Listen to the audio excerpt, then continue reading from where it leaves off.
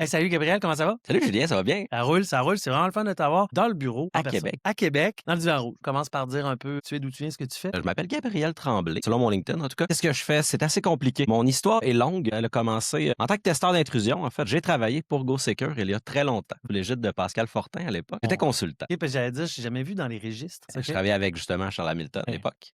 Voilà, fait que c'était à cette époque-là. J'ai pas travaillé longtemps pour GoSecure. Ouais, c'est quand même un powerhouse. C'était le fun. Mais je veux dire, vous êtes tous aujourd'hui dans des rôles hyper intéressants, importants, stimulants. Tout à fait. Sinon, je suis surtout en général connu pour avoir fondé NordSec, qui est une conférence et compétition assez connue, je dirais, dans l'Est du Canada. J'ai été président pendant 5 ans. Belle organisation qui roule encore, très, très fier. Malheureusement, très occupé, j'ai dû quitter. C'est time consuming. On pense qu'organiser un événement, c'est simple. Non, mais ça, c'est un travail à temps plein. Là. Ah, Ça prend une tellement. année faire ça. Combien de bénévoles, juste side question? En fait, je le sais plus aujourd'hui. J'en ai Ouais. aucune idée. Dans mon temps, c'était une cinquantaine, 60 à peu près. Maintenant, je pense que c'est beaucoup plus. Ils sont probablement dans le 130, 150 au total. Belle communauté. Ouais, c'est une belle communauté. Une des raisons pour lesquelles j'ai dû quitter, c'est que à l'époque, en 2012-2013, j'ai fondé une start-up du nom de Laboratoire Delve Labs. Delve, c'était un peu une réponse à tout ce que je voyais dans ma pratique de testeur d'intrusion. C'était une machine, littéralement un logiciel, qui servait à non seulement détecter les vulnérabilités, mais prioriser la remédiation de manière contextuelle. Est-ce qu'on n'a pas fait un RSA Conference ensemble sous la bannière Delve et GoSecure, évidemment? Oui, mais- absolument. C'était une belle aventure. Je suis quand même assez fier de ça parce que non seulement on a inventé une portion de ce qu'on appelle maintenant la priorisation dans le IESM, mais c'était un bel exit. On a vendu à Dell SecureWorks. Ouais.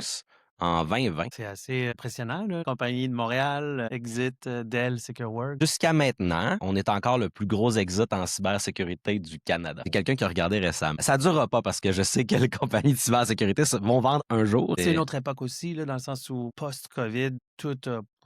Ouais, mais tu sais, c'est pas parce qu'on a forcé pour l'aide. C'est un factoïde intéressant. T'es rendu une équipe d'à peu près 30 personnes. On avait des bureaux à Montréal et à New York quand on a fermé. Donc, ça s'en venait gros. J'étais le président fondateur, mais j'avais beaucoup de gens autour de moi. Donc, c'est ça. Très, très belle aventure. Ensuite, on a travaillé pour l'acquéreur. Pas eu de plaisir. Il faut pas s'en faire avec ça. Les gens qui travaillent dans une start-up depuis 10 ans, c'est ça qu'ils aiment faire. Quand tu te fais acheter par une multinationale publique, t'as jamais voulu travailler dans une multinationale publique. Sinon, tu travaillerais dans une Tu tombes dans du red tape, tu vois ton bébé se transformer. C'est un autre style de vie. Donc, pour certains, ça fonctionne. Je dirais que de mon ancienne équipe, il y a encore quelques personnes qui travaillent maintenant pour Sophos, parce que Sophos a acquis SecureWorks, mais la majeure partie sont retournés en start-up, mettons petite entreprise, parce que c'est un style de vie. Suite à la rétention qu'on avait, j'ai fondé une nouvelle start-up avec mon employé numéro 2 de l'époque, qui était en fait mon bras droit, Pierre-David Oriol, qui est très connu aussi au Québec, et un ami de très longue date, Guillaume Raymond. Et en fait, c'est drôle parce que j'ai grandi sur la même rue que ce gars-là. On s'est retrouvés 30 ans plus tard, puis on a parti une compagnie ensemble. Fait que c'est une belle histoire. Puis Pierre-David, il revient pas du RSA, il n'a pas été conférencier. Il a été conférencier à RSA cette année. Nous, c'est le fame. Là. C'est un workshop. Qui vous conduit en voiture pour aller à l'événement. C'est ça.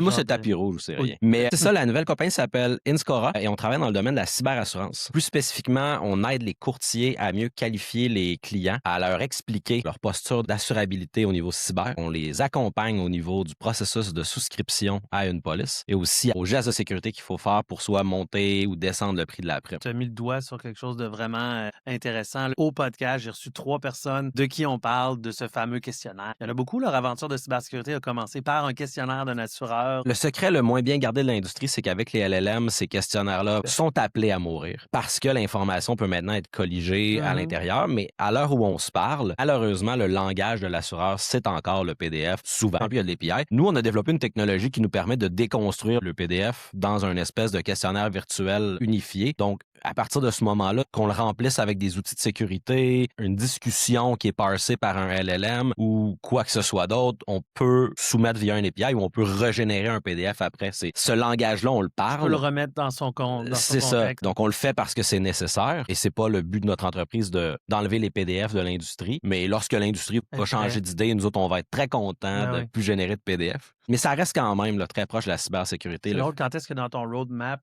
au lieu d'ajouter des features, t'enlèves des features? Ça arrive plus souvent qu'on pense. Tu sais, quand tu fondes une start-up, tu penses que tu as raison, mais tu as principalement tort sur à peu près tout. Donc, tu pars avec une idée que tu as validée auprès du marché, tu la construis, tu la présentes à des clients potentiels, et ces clients potentiels-là te donnent pas d'argent. Donc, tu n'as pas les bons features. Donc là, il faut que tu fasses un exercice de modestie, puis que tu raffines, tu enlèves des choses, tu fais des choix que tu n'aurais peut-être pas fait au début, puis tranquillement, tu bâtis un un produit qui amène de la valeur au client, puis pour lequel tu peux rouler une business, parce que c'est ça l'idée initialement. Puis c'est quand même très proche de la cybersécurité parce que dans toute cette aventure-là, il a fallu recréer un balayeur de vulnérabilité, mais qu'on appelle un balayeur d'assurabilité. C'est un objectif complètement différent. Absolument. En cybersécurité, on va aller chercher qu'est-ce qu'il y a de mal, c'est quoi les problèmes. L'assureur veut savoir d'autres choses. Il veut savoir ce qui va bien. Il veut savoir c'est quoi. C'est des métriques qu'en cyber, on se dirait, ouais, tu sais, c'est pas très important. C'est avec des underwriters. Nous, on travaille avec les courtiers. C'est pas des technologues. Puis eux travaillent avec l'assureur et le client. Eux, ils vont parler avec des underwriters. Tu sais, les critères de l'assurabilité sont un peu plus loin de la cyber que ce que nous, on est habitués. Fait qu'il a fallu recréer un outillage complet pour faire ça. Tu capable de l'expliquer comme une inondation de sous-sol ou à la différence d'un langage techno. Il y a ça, il y a l'explicabilité, ça devient encore plus important parce que quand tu vends des outils cyber à des experts, tu peux couper un peu sur l'explicabilité parce qu'ils savent de quoi tu parles. Nous, expliquer pourquoi qu'un problème au niveau de la configuration des courriels exposés sur Internet à un courtier, c'est une autre approche. Fait que, tu sais, puis c'est ça qui est le fun. En 2025, avec les LLM, on a été capable d'entraîner des engins à mieux expliquer la cybersécurité. Donc, on a notre propre langage dans lequel on est capable de passer nos résultats, sortir au courtier un langage qu'il comprend. Il peut expliquer au client pourquoi c'est important ça pour son assurabilité. C'était de la science-fiction il y a 5 ans. Maintenant, il faut que ça soit comme ça. On s'entend que les assureurs travaillent avec les grosses corporations, mais la plupart des gens avec qui c'est plus compliqué, c'est probablement des entreprises plus petites avec lesquelles il n'y a pas d'équipe dédiée. C'est très vaste, en fait. Notre client typique, nous, c'est vraiment celui qui travaille avec la moyenne entreprise. 500 employés à 1 milliard en revenus. Ils n'ont pas un SOC, un Blue Team. S'il y en a un, ils ont quand même une police à aller chercher, mais ils peuvent faire affaire avec un seul assureur. Quand tu arrives dans des très grandes entreprises, le risque doit être négocié avec plusieurs assureurs parce que personne ne veut tout le prendre. Donc là, il faut que tu ailles négocier à Londres puis que tu vendes ton risque à 2-3 assureurs en même temps. C'est un autre game. Moi, on travaille un petit peu moins avec le petit client parce que lui, souvent, il va être pris en charge par un MSSP ou un fournisseur de services local. Mettons, entreprise typique